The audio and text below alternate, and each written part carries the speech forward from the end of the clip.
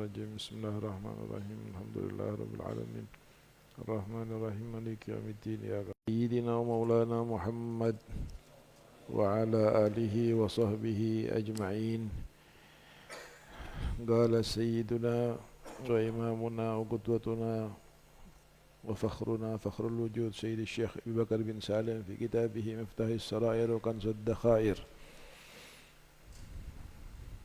إلى قوله وأشهد أن محمدا عبده ورسوله المصطفى الذي اختاره من العرب والعجم من أشرف القبائل صلى الله عليه وعلى آله وصحبه وسلم تسليما كثيرا.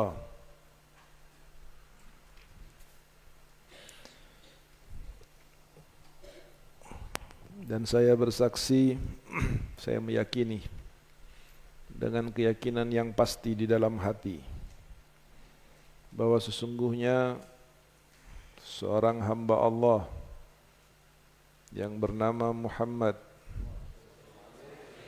yang kemudian Tuhannya dan seluruh malaikat Tuhannya bersalawat kepadanya,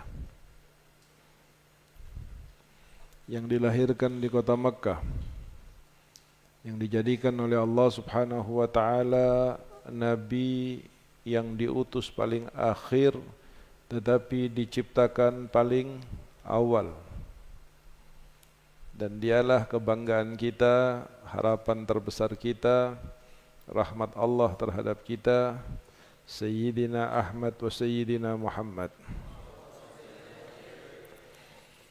yang pada saat dilahirkan terjadi keajaiban-keajaiban yang sangat luar biasa yang ditunjukkan oleh Allah Subhanahu wa taala dengan sengaja kepada seluruh orang, kepada seluruh makhluk, khususnya kepada orang-orang yang ada di Jazirah Arab dan di kota Mekah. Sebagaimana telah disebutkan di dalam beberapa kitab-kitab sejarah, riwayat-riwayat hadis, baik dari ibunya Nabi atau dari budak ayahnya Nabi atau dari orang yang perempuan mulia yang menyusui Nabi, bahkan dari paman-pamannya Nabi, yang tidak terhingga riwayatnya, semuanya menunjukkan keagungan Nabi besar Muhammad sallallahu alaihi wasallam. Pada saat lahir, beliau dibidani oleh wanita-wanita mulia dari sorga, Siti Asyah, Zaujatu Fir'aun, wa Sayyidatuna Maryam, Ummu Isa, dan bidadari dari sorga. Datang ke kamar Sayyidatuna Aminah pada saat menjelang kelahirannya. Masuk ke dalam rumahnya, wanita-wanita mulia, sementara pintunya dalam keadaan tertutup, tiba-tiba ada dari dalam mengucapkan salam kepada Sayyidatuna Aminah. Lalu ketika ditanya, perempuan-perempuan ini memperkenalkan dirinya masing-masing dan mengatakan bahwa mereka diutus oleh Allah untuk mendapat kemuliaan dengan membidani kelahiran Sayyidina Muhammad sallallahu alaihi wasallam. Pada saat Sayyidina Muhammad dilahirkan, maka Nabi Muhammad tidak merasakan sedikit pun, ibunya tidak merasakan sedikit pun daripada kesakitan, dan tidak ada darah yang menetes, darah nifas yang menetes keluar dari rahim yang mulia ibunya Sayyidatuna Aminah. Pada saat beliau dilahirkan, beliau bergerak untuk turun dari tangan-tangan perempuan mulia tersebut, lalu kemudian diturunkan ke tanah dan kharra sajidan, bersujud. Setelah bersujud, Nabi Muhammad sallallahu alaihi wasallam yang masih bayi itu kemudian menengadahkan kepalanya ke langit dan mengangkat telunjuknya sambil membaca Ya Hayyu Ya Qayyum. Maka gegerlah kota Makkah.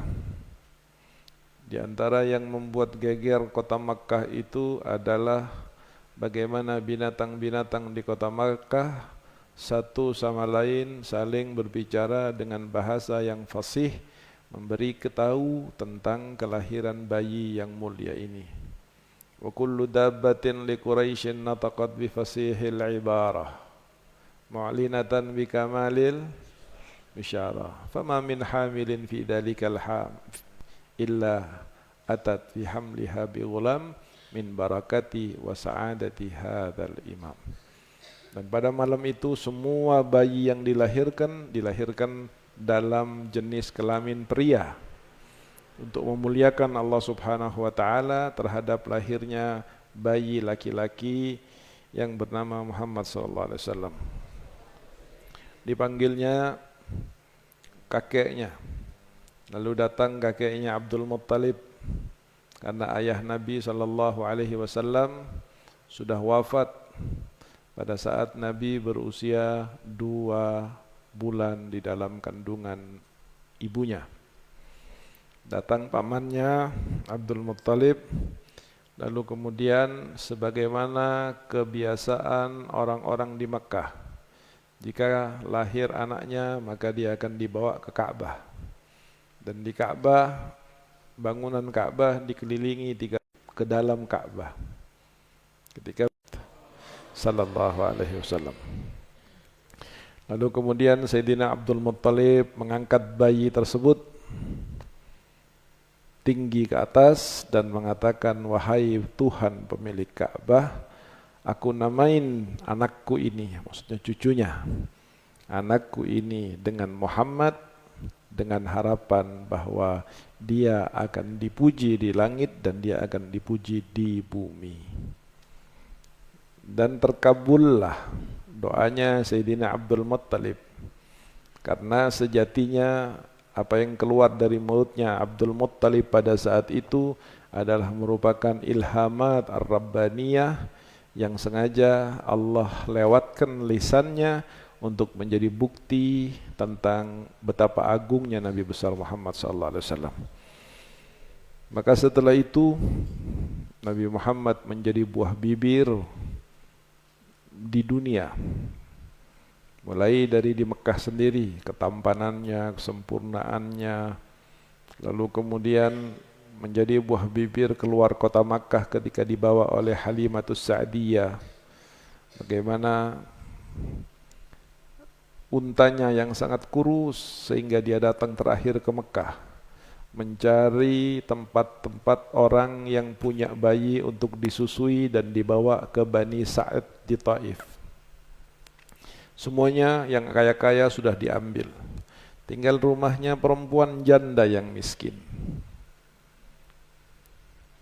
Yang ketika setiap datang orang tukang susu, melihat kondisinya sangat tertarik, tetapi lantaran dia tidak punya ayah, yang artinya tidak akan ada yang membayar biaya susuan dari orang-orang yang menyusui dengan harga yang layak, apalagi dengan bonus-bonus, sebab dia seorang yatim, maka tidak ada yang mengambil Nabi Muhammad.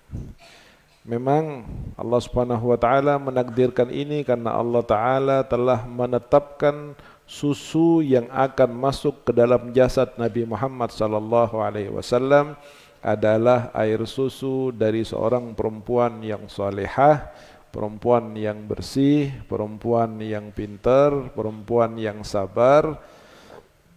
Dia bernama Halimah dari Bani Sa'di yang bermukim di kota Taif. Halimah terlambat datang ke Mekah karena dia harus mempersiapkan bekal. Dia harus mempersiapkan kendaraan. Yang lain sudah berangkat terlebih dahulu. Di antara juga penyebab keterlambatan Sayyidatuna Halimah karena unta yang dinaikinya sudah lemah, kurus, sehingga jalannya tidak bisa kencang. Pada saat sampai ke Mekah, mengetuk pintu-pintu Mekah, semua bayinya sudah diambil. Terakhir pintu Sayyidina Muhammad yang diketuk, maka keluarlah Siti Halimah memberitahu kepada Abi Kabsyah suaminya bahwa ada bayi satu, keluarganya miskin, tetapi aku tertarik dengan bayi ini. Kata Abi Kabsyah, ya sudah, tidak apa-apa, kita malu. Karena Abi Kabsyah belum melihat wajahnya Nabi Muhammad. Dia bilang kita malu kalau kita sampai pulang ke kampung ternyata tidak bawa bayi, padahal sudah sampai ke Mekah. Sudah, tidak apa-apa, yang penting bayi bawa. Maka senanglah Sayyidah Halimah. Begitu dikeluarkan bayinya, akan naik untanya, maka jatuh cinta Abi Kabsyah kepada Sayyidina Muhammad SAW. Dan yang lebih mengejutkan lagi, ketika akan menaiki unta, ternyata dia melihat, mana unta kita? Ini unta kita. Iya, ini unta kita. Kok berbeda? Tadinya tulang rusuknya kelihatan semua, tadinya berdirinya tidak tegak, susunya sudah kempes. Kok sekarang berbeda sekali? Karena memang itu untanya, maka naiklah dia. Keluar dari kota Mekah, maka tidak dilalui jalannya terkecuali di kanan kirinya tumbuh rumput sepanjang jalan.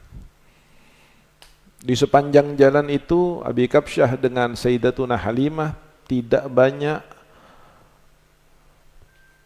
banyak berdiam, tetapi selalu berbicara tentang anak ini. Ini anak pasti bawa keberkahan. Coba lihat kanan kirinya. Dan terdengar suara-suara salam. Assalamualaikum ya Rasulullah, Assalamualaikum ya Nabi Allah, Assalamualaikum ya afdal khalqillah. Dari mana suara-suara ini? Halimah merasa dirinya mungkin dengar-dengeran saja. Abi Kabsyah merasa mungkin dirinya berhalusinasi.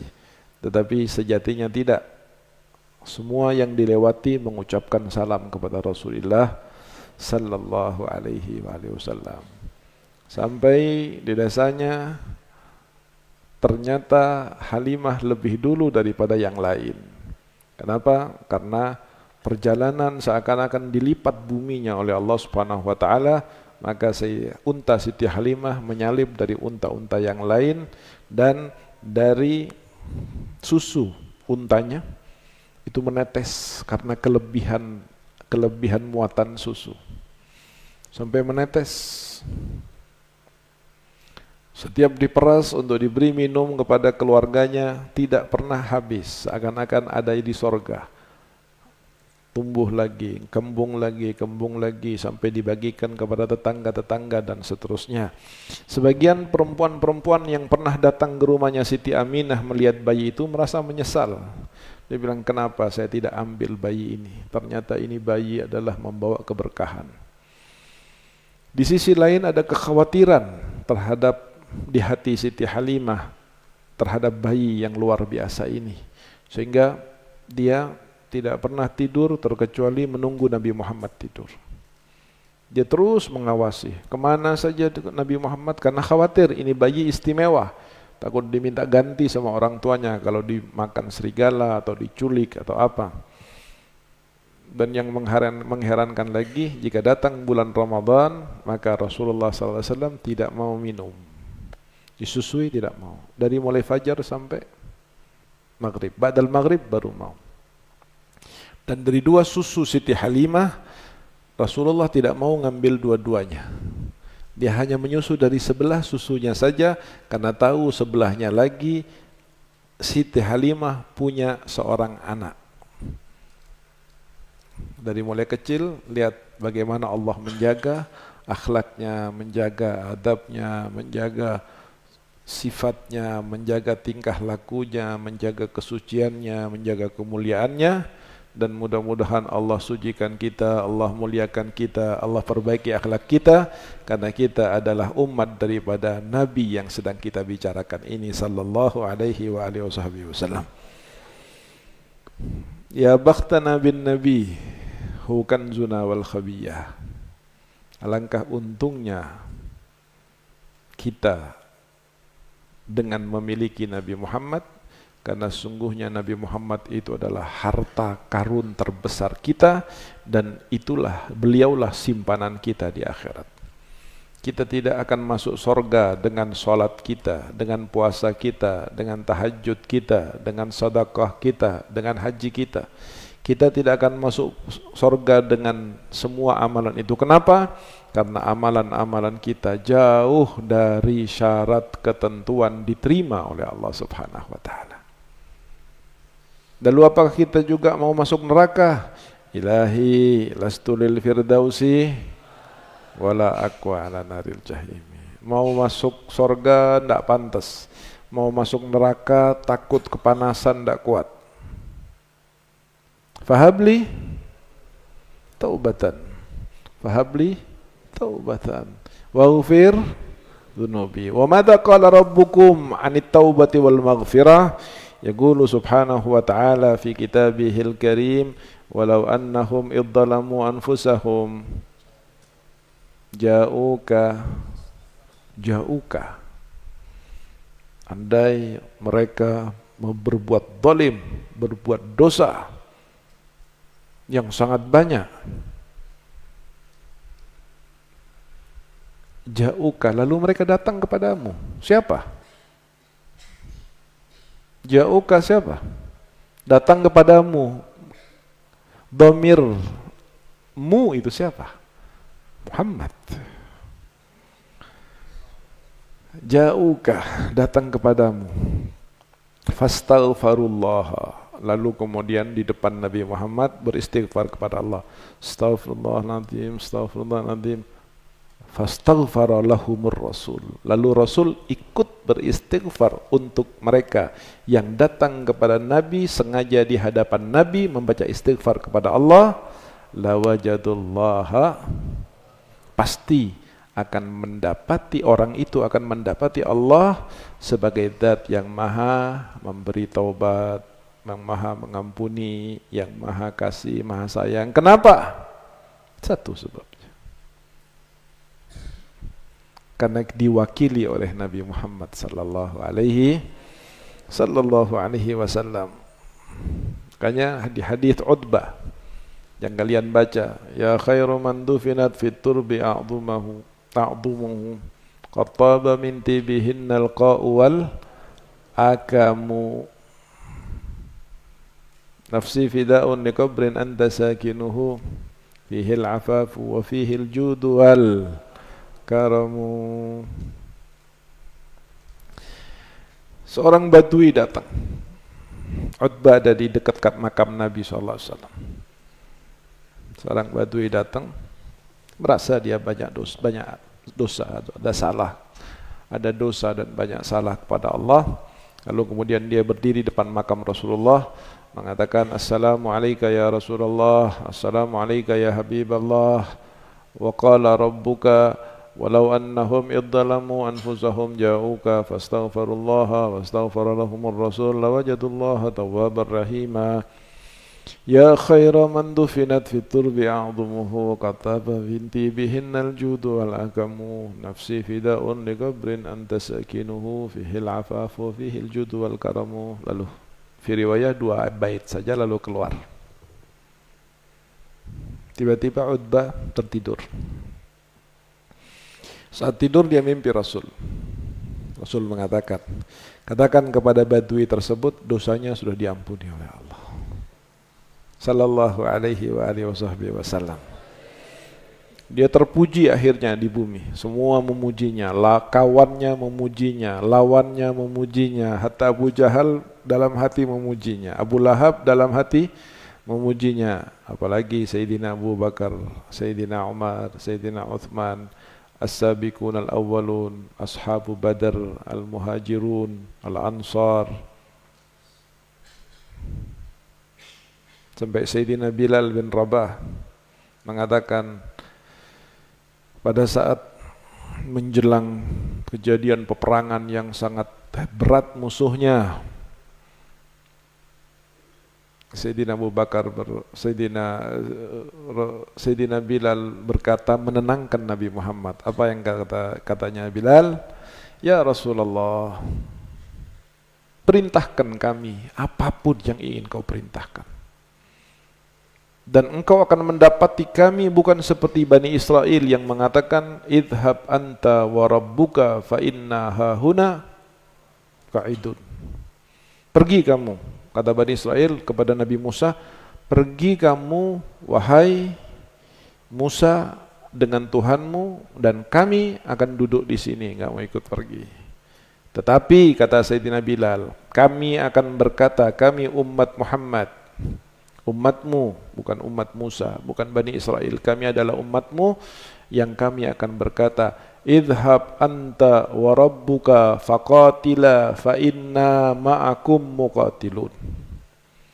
Pergilah engkau ya Rasulullah dengan Tuhanmu untuk berperang, maka yakinlah bahwa kami akan menyabung nyawa bersama dengan engkau. Wa fawallahi, demi Allah, seandainya di depan kami ini ada lautan api dan musuh ada di seberang sana, lalu kau perintahkan kami untuk menyerang musuh itu, maka demi Allah kami tidak akan ragu satu langkah pun untuk masuk ke lautan api tersebut. Ashab Sayyidina Muhammad, talamid Sayyidina Muhammad, orang-orang yang terdidik keimanan dan keislamannya oleh Nabi Muhammad.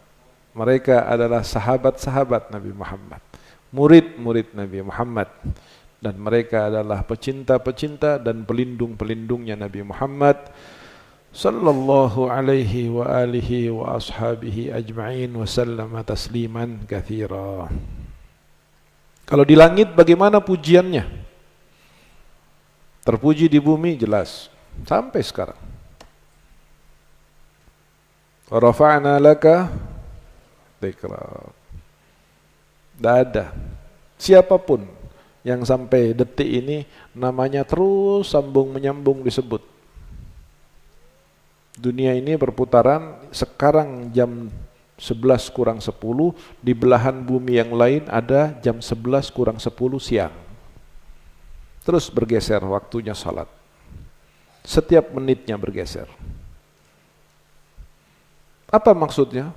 Setiap salat ada adzan.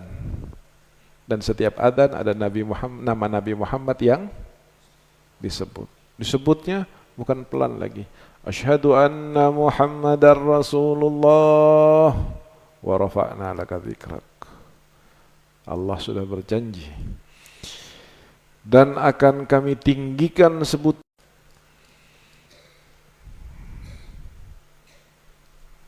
Salah satu adzkar yang sering dibaca, bahkan setiap hari dibaca oleh para salafus saleh, oleh para masyayikhuna, adalah bacaan Rabbi shrah li sadri wa yassir li amri warfa' li dzikri waghfir li dhanbi bihaqqi sayyidina Muhammad sallallahu alaihi wasallam. Rabbi shrah li sadri wa yassir li amri warfa' li dzikri waghfir li dhanbi. Akan ditinggikan derajatnya oleh Allah, akan diampuni dosanya oleh Allah dengan berkat kekasih Allah Nabi Muhammad ibni Abdillah sallallahu alaihi wa alihi wa sahbihi wasallam. Abduhu, hambanya Allah. Nabi Muhammad hambanya Allah. Tidak ada seorang hamba yang memenuhi kriteria terbaik, teristimewa sebagai seorang hamba melebihi kehambaannya Nabi Muhammad sallallahu alaihi wasallam. Sehingga Nabi Muhammad kalau sampai makan pun duduknya duduk tawarruk, ya. Duduk tawarruk Nabi Muhammad, duduknya duduk tahiyat akhir. Kalau makan duduknya kayak orang tahiyat akhir. Dibilang oleh sahabat-sahabatnya, ya Rasulullah, duduklah seperti duduknya orang-orang tokoh-tokoh, pimpinan-pimpinan, pembesar-pembesar. Kalau makan duduknya sila, sabuknya dikendorin. Supaya apa? Supaya makannya banyak. Rasulullah tidak, duduknya tawarruk. Tawarruk itu perut ketekan enggak? Kalau makan tawarruk cepat kenyang. Duduknya tawarruk. Rasul duduk. Kata Rasulullah, innama ana abdun fa ajlisu kama yajlisul abd. Saya ini hamba, maka saya kalau duduk, saya akan duduk seperti duduknya seorang hamba. Tawadhu'nya Rasulullah sallallahu alaihi wasallam. Dengan ketawadhuannya kepada Allah dan kepada manusia, faman tawadha'a wa rafa'na laka dzikrak.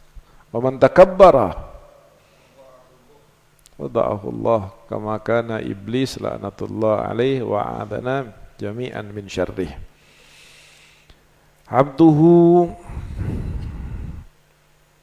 sudah diampuni dosanya. Inna fatahna laka fathan mubina liyaghfira lakallahu ma taqaddama min dhanbika wa ma ta'akhkhar. Walakinni astaghfirullah fi yaumin 70 marrah wa fi riwayatin mi'ata. Enggak punya dosa, tiap hari istighfar kepada Allah sampai 100 kali. Kenapa? Taqarruban ilallah, hayaan minallah, tawadu'an amam Allah, wa tahqiqan lihaqaiqil ubudiyyati lillahil mahdah. Orang yang sombong, dia merasa, tidak perlu saya baca istighfar.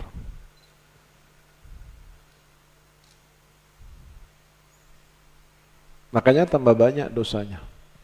Tambah banyak dosanya, tambah bodoh otaknya. Tambah bodoh hatinya. Tambah jauh hidayahnya. Tambah banyak sialnya. Tambah bertubi-tubi musibahnya. Karena asyu'mu wadzambu, sial itu dosa. Sial itu bukan hari Selasa, sial itu bukan hari Kamis, sial itu bukan keluar lewat mana, bukan jembatan mana, bukan hari, bukan waktu apalah, bukan bulan apalah. Sial itu adalah dosa.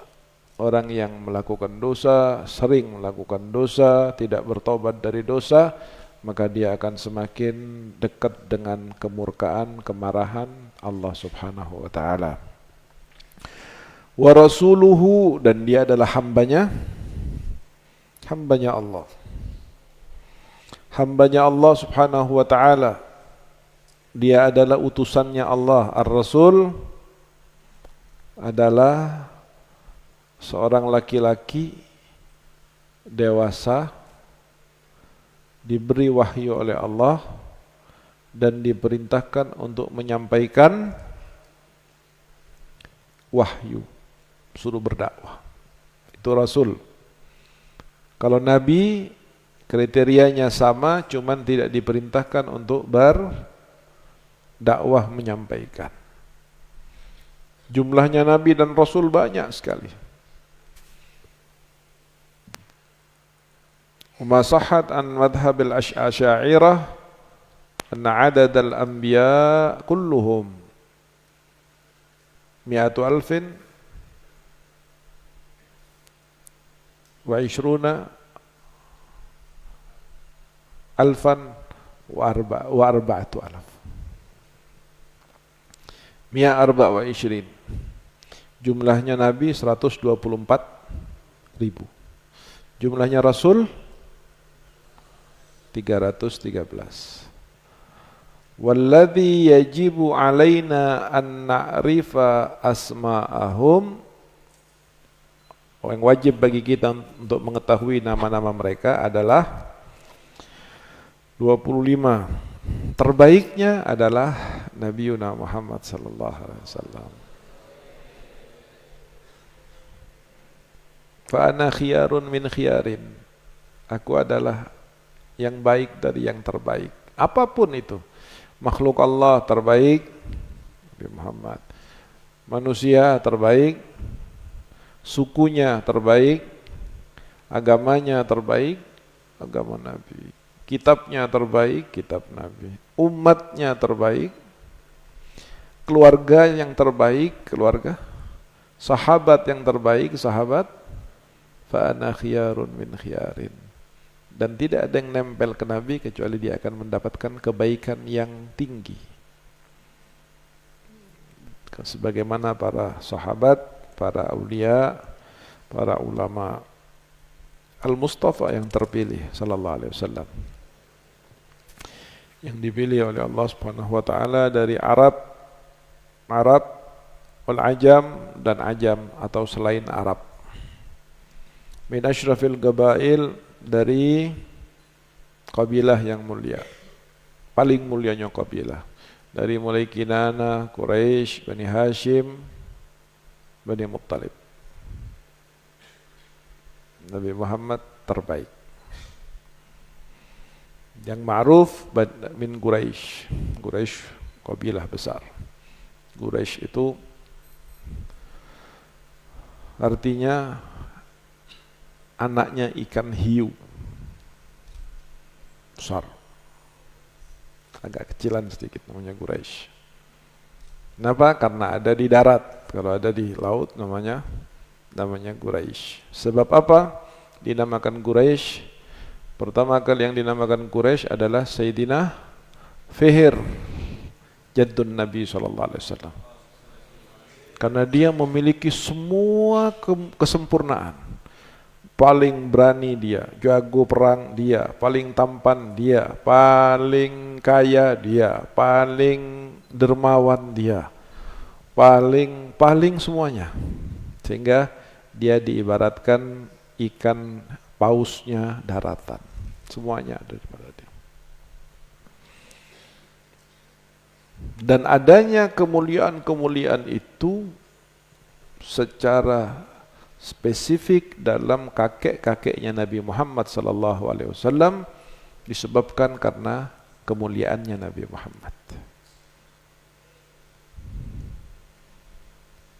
Bi asyrafir rusli kunna akrafan umami. Demikian kakeknya. Jangankan yang bukan Nabi, yang Nabi pun Sayyidina Abi Hanifah di dalam abyat syair munajat dan tawassulnya kepada Nabi Muhammad sallallahu alaihi wasallam mengatakan untayan mutiara cinta dan kebanggaan serta ungkapan kemuliaan yang sangat tinggi kepada Nabi Muhammad sallallahu alaihi wasallam. Ya sayyidas sadat ji'tuka ghasidan arju ridhaka wa ahtami bihimaka. Di situ beliau bercerita sampai bahwa sungguhnya Nabi Adam diampuni oleh Allah dosanya, kesalahannya itu berkarena engkau. Nabi Nuh diselamatkan di atas perahunya itu karena engkau. Nabi Ibrahim diselamatkan dalam kobaran apinya itu karena engkau, dan di dalam sulbinya ada engkau. Nabi Musa diselamatkan dari laut, dari Fir'aun, itu karena memanggil namamu, bertawassul kepadamu. Nabi Isa ketika akan dibunuh oleh raja-raja yang kafir, lalu diangkat ke langit karena dia bertawassul menyebut namamu. Laulaka ma khuliqa mru'un wala khuliqal wara laulaka. Kalau bukan karena engkau ya Rasulullah, maka tidak akan diciptakan manusia, tidak akan diciptakan makhluk, tidak akan diciptakan orang. Sehingga semua makhluk ini sebagaimana di dalam riwayat dikatakan, wa min aina ta'rifu Muhammad, setelah disebutkan, lalu kemudian Allah Subhanahu wa taala mengatakan, walaulahu lama khalaqtuka. Jika bukan karena dia, aku tidak akan menciptakan engkau wahai Nabi Adam sallallahu alaihi wasallam. Wa sahbihi wa sallama tasliman katsira. Salawat yang banyak kepada kepadanya, keluarganya dan sahabatnya dengan salawat yang banyak. Karena salawat adalah merupakan hadiah terbesar dari Allah setelah Al-Quranul Karim. kepada umat ini. Salawat adalah hadiah terbesar dari Allah setelah Quran kepada umat ini. Bagaimana pahala salawat luar biasa. Bagaimana keselamatan dengan berkat salawat sangat nyata. Bagaimana kesembuhan dari penyakit dengan berkat salawat itu ada. Bagaimana dimudahkannya kesulitan, dilapangkannya kesumpekan dengan bertawassul kepada Nabi lewat salawat itu banyak sudah dilakukan oleh para ulama dan hasilnya nyata. Bahkan salawat dari zaman Nabi Muhammad SAW, apakah itu salawat Ibrahimiyah ataukah kemudian salawat yang dilantunkan oleh Sayyidina Abbas, Sayyidina Abdullah bin Abbas, para sahabat yang lain, kemudian para tabi'in, kemudian para alim ulama. Dan antara satu salawat dengan salawat yang lain memiliki khususiyah dari Nabi Muhammad sallallahu alaihi wasallam, seperti salawat taj, salawat tajiyah, lalu salawat al-fatih yang membaca sekali seperti orang membaca 100.000 kali salawat. Kemudian salawat Nuril Anwar yang membaca 3 kali sama dengan membaca 600.000 kali salawat. Bagaimana juga salam kepada Nabi SAW yang Nabi mengatakan, "Ma min ahadin yusallimu alayya illa raddallahu alayya ruhi hatta rudda alaihi salam." Dibalas namanya. Bahkan dikatakan oleh ulama membaca salam kepada Nabi Muhammad SAW, salawat dan salam adalah salah satu bentuk birrul walidain kita kepada orang tua. Kok bisa? Bisa. Kenapa? Karena kalau ada orang baca salawat atau salam, salawatnya disampaikan oleh malaikat, salamnya disampaikan oleh malaikat di samping Nabi Muhammad sendiri mendengar. Lalu Nabi mengatakan, wa alaikas salam, ya Rasulullah, ada salawat, ada salam dari fulan bin fulan. Nabi mengatakan, wa alaikas salam, ya fulan bin fulan, li fulan bin fulan. Kita yang salawat, ayah kita disebut juga oleh Nabi Muhammad. Tahu manfaat kalau nama seorang disebut oleh Nabi Muhammad. Dia akan dirahmati oleh Allah Subhanahu wa taala. Akan diringankan kalau sedang disiksa oleh Allah Subhanahu wa taala. Akan mendapat keistimewaan dari Allah Subhanahu wa taala karena namanya disebut oleh Nabi besar Muhammad sallallahu alaihi wasallam. Dan salawat yang pernah satu kali Sayyidina Abu Bakar As-Siddiq sedang duduk, kemudian ada satu orang datang diistimewakan oleh Nabi, dihargai oleh Nabi, didudukkan di sebelahnya. Setelah orang ini ngomong kepentingannya dengan Nabi, lalu orang tersebut kemudian pulang. Lalu Rasulullah berkata, wahai Abu Bakar, sesungguhnya orang yang tadi duduk sebelah saya itu setiap hari memiliki amalan seperti amalan penduduk bumi kesemuanya. Dengan apa itu bisa didapati ya Rasulullah? Apa amalannya orang tadi itu ya Rasulullah? Dia kalau pagi baca 10 kali. Kalau pagi baca 10 kali. Apa yang dibaca?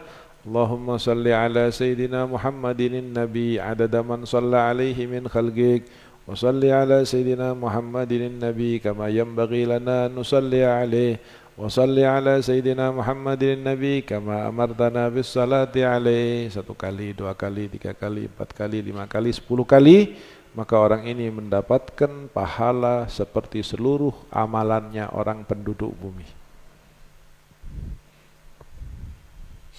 Sudah dibaca belum? Apa setiap Jumat saja?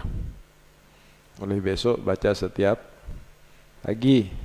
Keluar dari masjid, sudah selesai aurat adhkar, mau duduk di masjid sebentar, baca hanya 1 menit setengah, atau sambil jalan ke kamar. Bismillahirrahmanirrahim. Allahumma salli ala sayyidina Muhammadin Nabi adada man shalla alaihi min khalqihi wa salli ala sayyidina Muhammadin Nabi kama yanbaghi lana an nusalli alaihi wa salli ala sayyidina Muhammadin Nabi kama amartana bis salati alaihi. Allahumma salli ala sayyidina Muhammadin Nabi adada man shalla alaihi min khalqihi wa salli ala sayyidina Muhammadin Nabi kama yanbaghi lana an nusalli alaihi wa salli ala sayyidina Muhammadin Nabi kama amartana bis salati alaihi.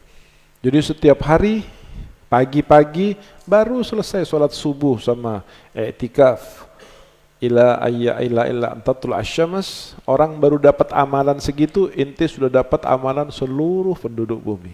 Subhanallah. Tetapi butuh iman mendengarkan ini, butuh iman untuk mengerjakan ini, butuh mahabbah kepada Nabi Muhammad, dan butuh keimanan kepada keyakinan, keinginan untuk selamat di akhirat nanti. Allahumma ja'alna minal mu'minina haqqan. I'lam waffaqana Allah wa iyyakum taufiqas salihin. Anna hadhihi nubdatun syarifatun nadhkuru fiha ma tayassar. Wa arju minallahi ta'ala an takuna ghaziratul ma'na qalilatal lafzi wa billahi taufiq. I'lam, ketahuilah, waffaqanallahu wa iyyakum, semoga Allah memberikan taufik kepada kami dan kepada kalian.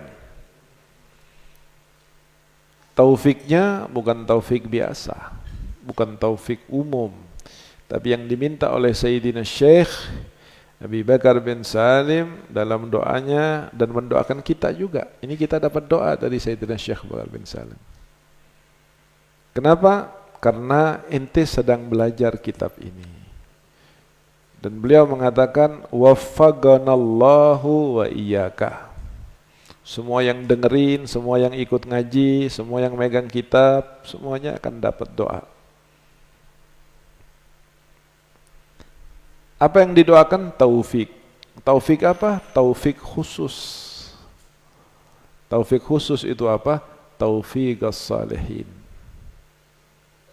Makanya ketika para masyayikhuna berdoa meminta taufik, pasti bukan hanya nas'aluka taufik saja. Taufik as-salihin. Taufik ahlil taqwa wa ahlil hidayah wa ahlil inabah. Karena ini taufik-taufik yang kelas-kelas tinggi. Standarnya taufik itu adalah khalqul qudrah alal ibadah. Ada taufik.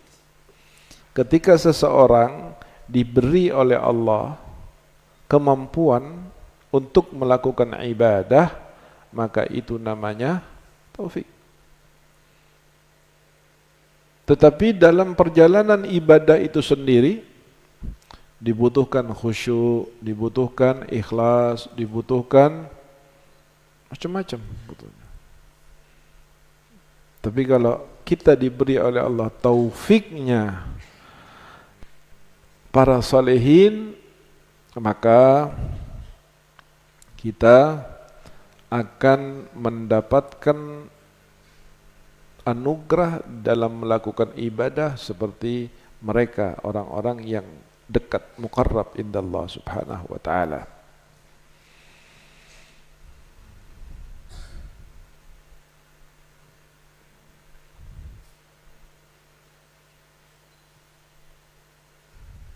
Nah, banyak sekali amalan-amalan yang dikerjakan tapi putus di tengah jalan. Kerjakan, putus. Siapa yang mutus? Syaitan. Dicuri sama syaitan. Guta'ut tariq. Keluar dari kamar sudah Masya Allah niat lillahi ta'ala. Baru jalan ketemu teman. Mau kemana? Masjid. Ngapain? Lama masih adanya, sini dulu lah. Kita cerita-cerita. Ceritanya masuk ghibah, masuk ke ngomongin jelek orang, masuk ke menghina orang, masuk ke omongan kotor dan sebagainya. Ini apa? Alladzi yuwaswisu fi sudurin nas minal jinnati wan nas. Maka kalau mau cari teman, carilah teman yang kriterianya abdun rabbani, jangan abdun syaitani. Cari hamba yang soleh, yang bagus, yang diridai oleh Allah, bukan yang diridai oleh syaitan. Beliau mengatakan bahwa kitab dari buku ini adalah nubdatun yasira.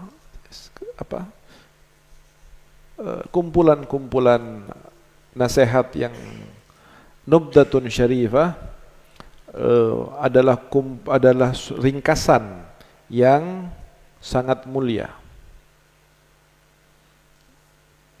Segini. Kalau kita ditakdirkan bisa mengamalkannya, maka kita akan berada di kedudukan alladzina la khaufun alaihim wa lahum yahzanun. Kita akan menjadi aulia, wali min auliaillah. Kenapa? Karena ini adalah nubdah syarifah. Disebutkan di sini sesuatu yang sedikit sekali.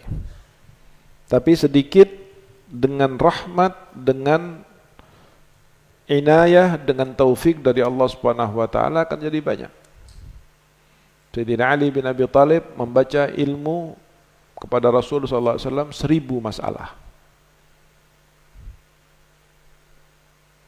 Tapi begitu Rasulullah wafat, setiap dibuka lagi masalah pertama, maka terbukalah dari satu masalah 1000 masalah. Barakah. Sehingga pada akhirnya Sayyidina Ali bin Abi Thalib berkata dalam khutbahnya, is'aluni qabla an tadfinuni. Ayo nanyalah kamu kepadaku sebelum kamu menguburkan aku. Sebelum aku mati, tanya. Fa inni wallah, karena sungguhnya aku demi Allah,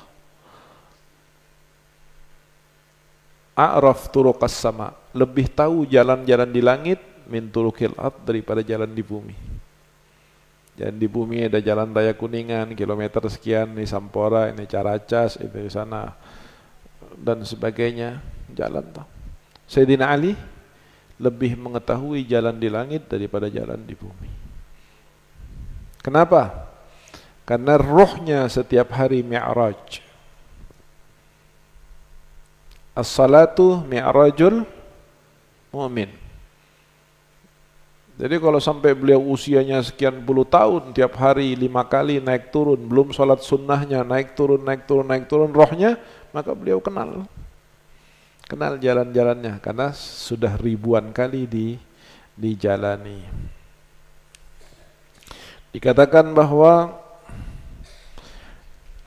beliau akan menyebutkan di dalam Nubdatun Syarifah ini apa-apa yang mudah untuk difahami, untuk dijalankan, dan beliau berharap dari Allah Ta'ala agar dijadikan Nubdatun Yasirah ini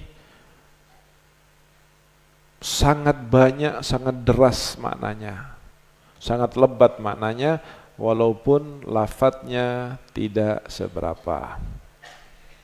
Wabillahi taufik, dan dengan Allah kami mendapat taufik, dari Allah kami mendapat taufik, kepada Allah kami berharap taufik. Bismillahirrahmanirrahim. I'lam waffaqanallahu wa iyyakum taufiqas salihin 'alaika bitta'ati fa innaha aslun najah. Ketahuilah, mudah-mudahan kalian dapat taufik. Yang dapat taufik akan bisa melaksanakan. Yang tidak dapat taufik tidak akan bisa melaksanakan. Yang dapat taufik pasti selamat dan pasti akan mulia. Yang tidak dapat taufik belum tentu selamat dan belum tentu mulia. Walaupun duduknya bersampingan, walaupun tinggalnya lebih lama, karena semuanya tergantung kepada taufik. Alaika bitta'ah, hendaknya kamu taat. Fa innaha aslun najah, karena sungguhnya ketaatan itu adalah asas daripada keselamatan. Yang taat kepada Allah akan selamat, yang taat kepada Nabi akan selamat, yang taat kepada guru akan selamat. Dan taatnya tidak bisa langsung kepada Nabi. Dari mana tahu Nabi orang Nabinya tidak ada? Tidak bisa tahu langsung taat kepada Allah. Bagaimana bisa orang Allahnya tidak kelihatan? Sehingga di dalam ilmu-ilmu non agama saja, diperlukan guru, apalagi ilmu agama.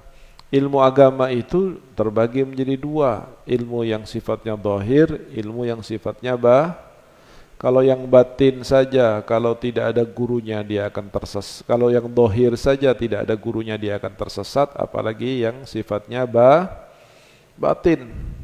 Maka guru adalah merupakan sesuatu yang mutlak bagi orang-orang yang akan berjalan batinnya menuju kepada Allah Subhanahu wa taala.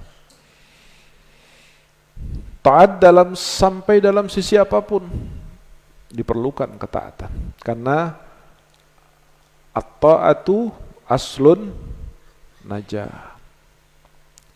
Najati atau najahi, dua-duanya taat. Selamat atau sukses, dua-duanya diperlukan taat. Taat dalam hal-hal yang sifatnya zahir ini terukur. Kamu harus salat. Kenapa salat? Ya supaya kamu jadi hamba yang baik. Kamu harus belajar yang rajin dari jam sekian sampai jam sekian selama sekian waktu. Kenapa? Karena ini ada target kompetensi supaya bisa ini pada kelas ini. Nanti akan naik lagi. Taatnya, alasan taatnya bisa dijelaskan. Tetapi ada ikhtibarat, ada imtihanat. Ketika seorang yang sedang berjalan batinnya menuju kepada Allah untuk mentaati mursyid dan gurunya. May yahdihillahu fahuwal muhtadi wa man yudlil falan tajida lahu waliyan. Tidak akan mendapatkan pertolongan yang bisa mengantarkan dia. Dan biasanya ketika dia tidak taat kepada hal yang zahir, sulit untuk bisa taat kepada hal yang sifatnya batin. Wallahu yakhtaru min ibadihi may yasha. Dan Allah memilih hambanya yang dikehendaki. Oh karena ini saudara, oh karena ini dekat, oh karena ini enggak. Untuk urusan al-wusul ila Allah Subhanahu wa taala sudah ada ketentuan dari Allah.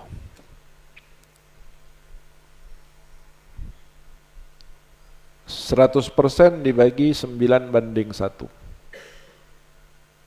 Yang 90 matlub wa makhtub. Yang 1 talib. Yang 10%-nya berusaha. Tetapi apakah dia akan dijadikan waliyun min auliyaillah, ini sudah dipinang oleh Allah Subhanahu wa taala. Tinggal kemudian melakukan perjalanan pencapaian itu lewat apa yang namanya talab atau mujahadah. Wa biha, dan dengan taat itu juga yahsulul fawz fil jinan, akan mendapatkan keberuntungan di sorga, nyampe sorga, sirat, tidak jatuh ke neraka.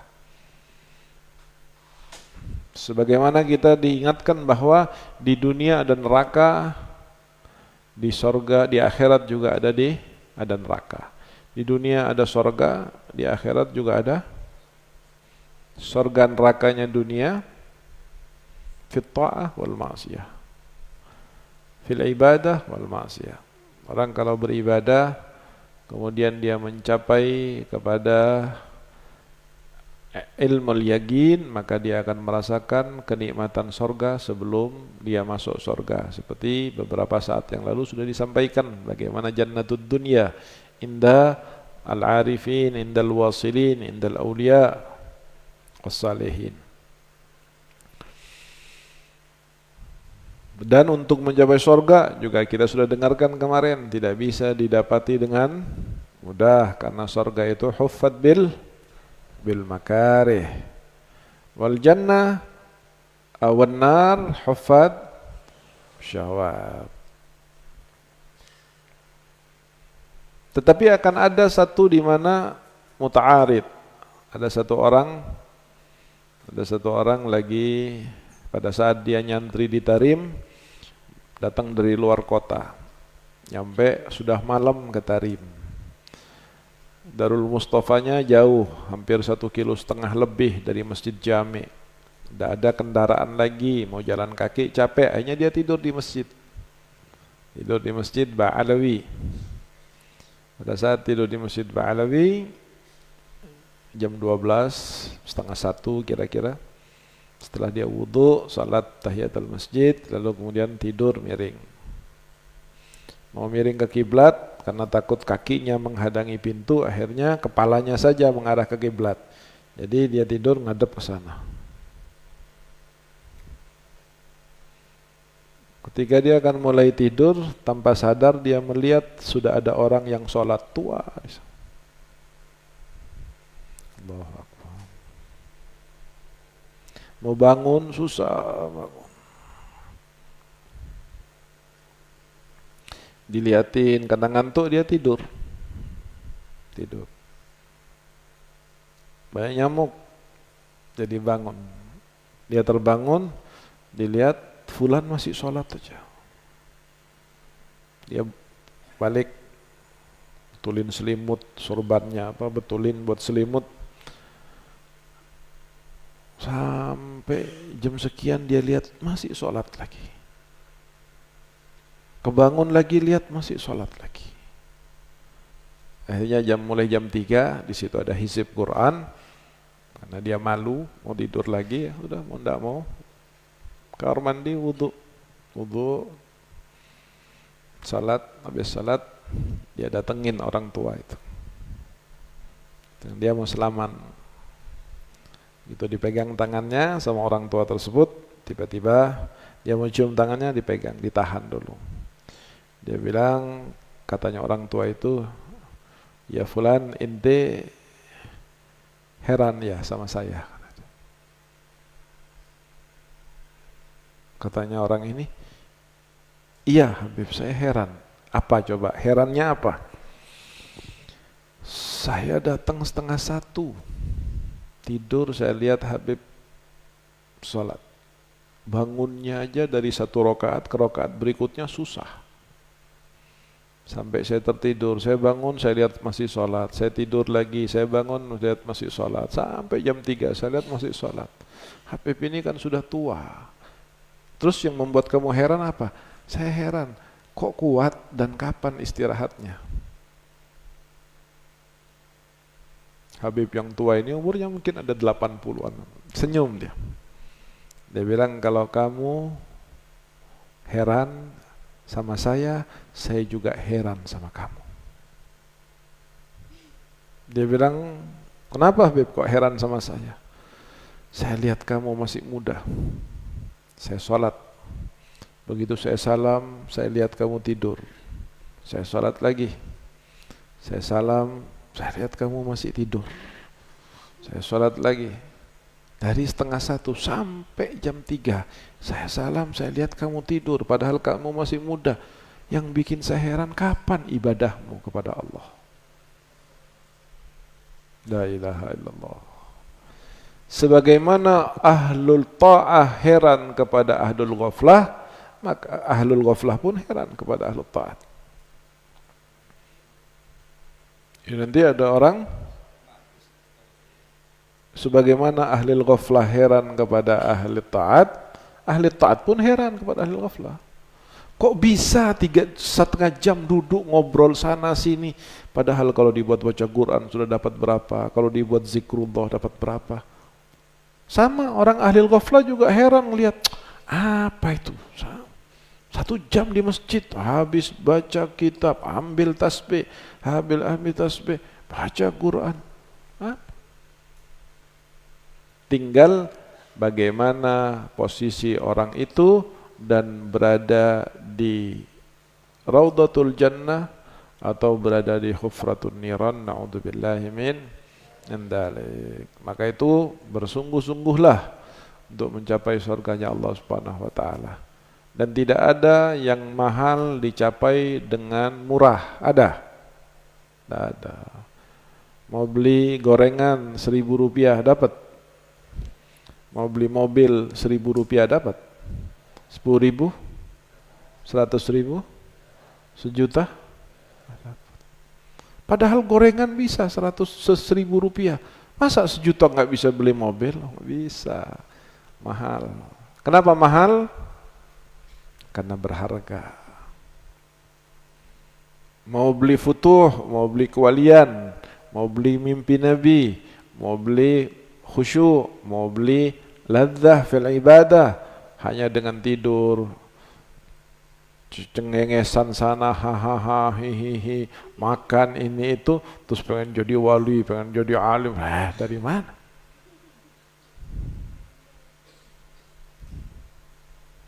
Undur siyarul qaum, lihat perjalanannya orang-orang yang sudah disampaikan oleh Allah, diberikan taufiqus salihin.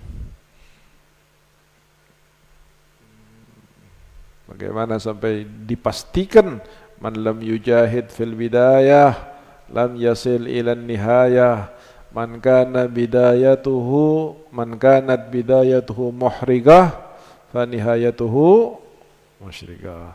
Siapa yang permulaannya terbakar, capek, tidur nggak dibatasi, makan dibatasi, bercanda dibatasi, minum dibatasi, bicara dibatasi, capek kayak terbakar.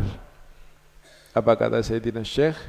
Fanihayatuhu musyrikah, maka ketika dia sudah mencapai titiknya, dia akan berterang seperti matahari. Ini kayu gaharu, tidak terlalu enak baunya. Kalian cium enggak baunya? Kapan akan tercium baunya ini? Kalau ditaruh di api. Kalau ditaruh di api, dibakar, baru tercium baunya.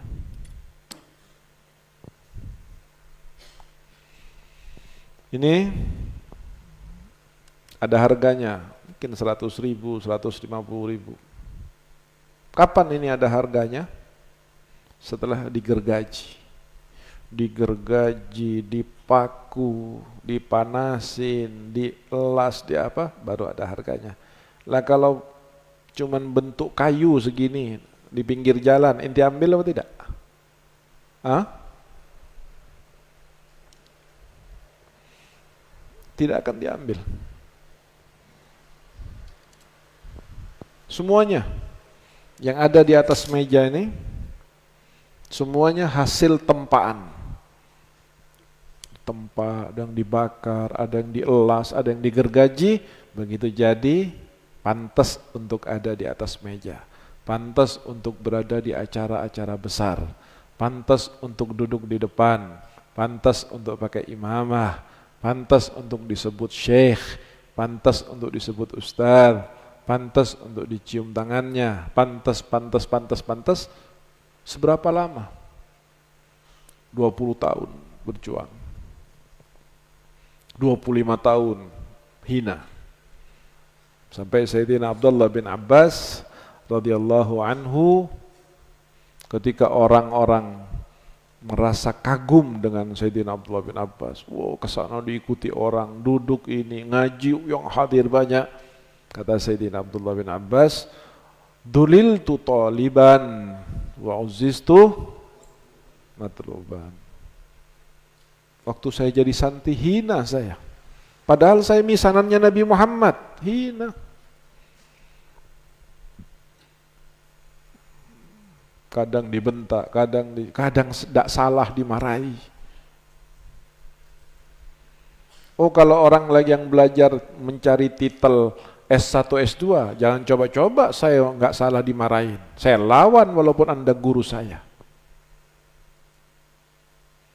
Tapi kalau as-salik, al-murid, itu harus ditempa. Bahkan terkadang ada satu guru menampakkan tidak suka kepada satu murid untuk mengujinya. Sabar apa tidak dia?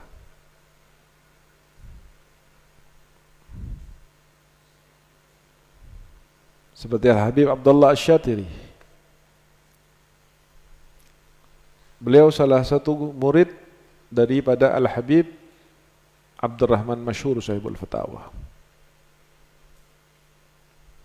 Semua tahu pada beberapa saat bahwa ini orang paling enggak disukain sama gurunya ini, Habib Abdullah Asy-Syatiri. Tapi apa yang terjadi ketika gurunya sudah akan wafat, beliau mengatakan, rahasiaku semuanya ada di Abdullah Asy-Syatiri. Sirku semuanya ada di Abdullah Asy-Syatiri. Demikian juga Syekh Abi Bakar bin Salim dengan gurunya pernah mengalami masa-masa seperti itu. Masih alhamdulillah ada sebagian murid yang dipanggil sama gurunya, dibilang, ini pisau. Malam ini kamu pulang, ini pisau, bunuh orang tuamu, bapakmu bunuh. Bapak saya, iya bapakmu. Baik.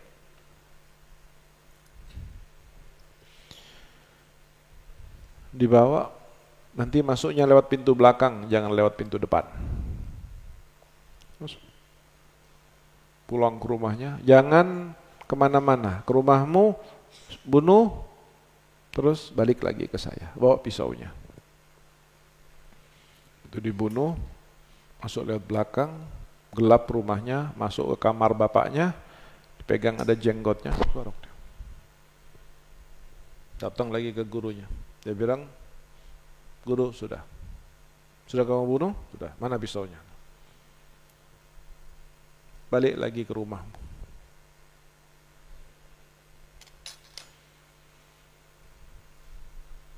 Dia balik ke rumahnya. Itu sudah belok menuju ke rumahnya, ada yang ngelihat laki-laki disamperin sama laki-laki itu, dipeluk. Yang sabar ya nak. Siapa yang meluk ini? Bapaknya yang digorok. Yang menurut dia digorok itu karena memenuhi perintah gurunya, ternyata bapak aslinya ini bilang, nak yang sabar, ada apa pak? Katanya dia. Ibu tirimu berselingkuh dengan laki-laki. Tadi malam, abah lagi ada di luar kota. Ternyata ibumu sedang berselingkuh dengan laki-laki dan tiba-tiba ada seorang yang menggorok lehernya. Tidak ketahuan orangnya di mana sekarang. Hukumnya zani muhsan apa? Rajam. Seperti di sini para aulia illah terkadang melakukan sesuatu yang sedikit ada perbedaan dengan syariat tapi tujuannya sama, dan ini jarang-jarang terjadi. Dan jika ini terjadi dengan dalil-dalil yang bisa dipastikan ini adalah satu kebenaran, sebagaimana Habib Abdullah Al-Haddad mengatakan, wasallim li ahlillahi fi kulli mushkilin ladaika ladaihim wadihun bil adillati. Nabi Khidir ngebunuh anak kecil, gak punya salah anak kecil, seusia ini dibunuh, gak punya salah, kok dibunuh? Nabi Musa gak terima, dia bilang, laqad qatalta nafsan zakiyatan bighairi nafsin. Apa? Sebelumnya qala qatalta nafsan zakiyatan bighairi nafsin laqad ji'ta syai'an imra. Kamu, kata Nabi Musa, ngebunuh anak kecil. Syai'an imra apa nukrah? Nukrah. Bunuh anak kecil, tidak ada dosanya ini. Jadi Nabi Musa pertama, cerita yang ada di surat Al-Kahfi itu bahwa Nabi Musa ditanya oleh sahabat-sahabatnya, ya Nabi Allah, adakah orang yang lebih alim daripada engkau? Nabi Musa sebagai seorang nabi, seorang rasul, diutus kepada umatnya, dia akan mengatakan, tidak ada, saya yang paling alim. Bukan ingin menyombongkan diri, tetapi Nabi Musa menganggap bahwa turunnya wahyu untuk umatnya kepada dirinya. Ditegur oleh Allah Subhanahu wa taala, "Ya Musa, ada yang lebih alim dari engkau. Pergilah kamu ke sana, temui orang itu. Coba kamu belajar kepada dia." Siapa itu ya Rabb? "Abdan min ibadina, atainahu rahmatan min indina, wa 'allamnahu min ladunna." Singkat cerita, ketemu dengan Nabi Khidir. Kata Nabi Musa, "Hal attabi'uka ala an tu'allimani mimma 'ullimta?" Sudah. Allah mengatakan, "Abdan min ibadina atainahu rahmatan min indina wa 'allamnahu min ladunna." 'Allamnahu min ladunna. Aku mengajari hamba itu dengan pelajaran langsung dari Allah.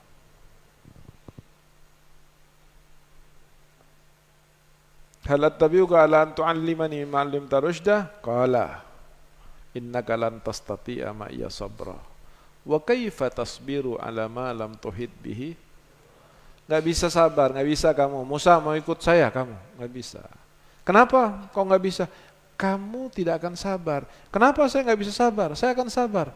"Kamu bagaimana akan sabar terhadap sesuatu yang tidak kamu ketahui?" Maksa Nabi Musa. Kan itu perintah Allah. "Qala satajiduni insyaallahu sabiran wala a'silaka amra." Fantalaqa hatta idza laqiya ghulaman faqatalahu. Qala, kata Nabi Musa, "Qala aqatalta nafsan zakiyatan bighairi nafsin laqad ji'ta syai'an nukra."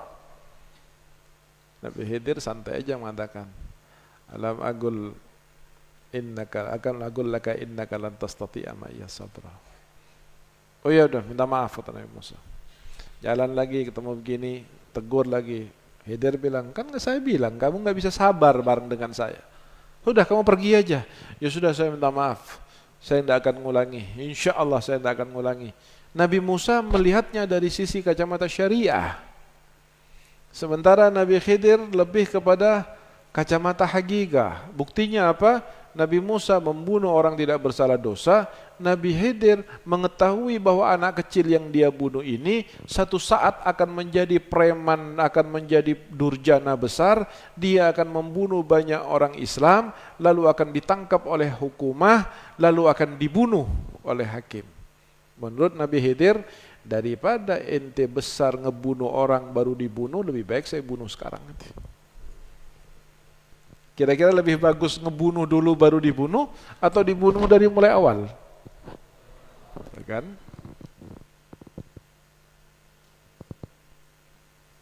Setelah 3 kejadian itu, lalu Nabi Khidir mengatakan, "Hada firaku baini wa bainik. Amma as-safinatu, amma al-ghulamu, amma as-safinatu, amma al-jidaru, wa ma fa'altuhu an amri." Yang perlu kamu tahu satu, wahai Nabi Allah Musa, aku melakukannya bukan atas perintahku sendiri, tetapi aku tidak melakukan terkecuali karena perintah dari Allah, sebab aku adalah abdun yang diberi oleh Allah min ladunhu ilmah. Allahumma inna nas'aluka al-ilma ladunni wal mashrab as-safil hani ya Wahhabu ya Ghani. Tapi ya, guru-guru zaman sekarang kualitasnya juga sudah rendah. Karena guru kualitasnya guru rendah, maka kualitasnya murid juga rendah. Namun dari semua yang rendah-rendah itu, mudah-mudahan kita dipilih menjadi orang yang tidak rendah, atau orang rendah yang kemudian ditinggikan oleh Allah Subhanahu wa ta'ala. Kita akan selalu berusaha dan berikhtiar. Wa 'alaika bitarkil ma'asi saghiriha wa kabiriha fa innaha aslul khidlan. Insyaallah pertemuan yang akan datang. Wallahu a'lam bissawab. Subhanakallahumma bihamdik asyhadu an la ilaha illa anta astaghfiruka wa atubu ilaik.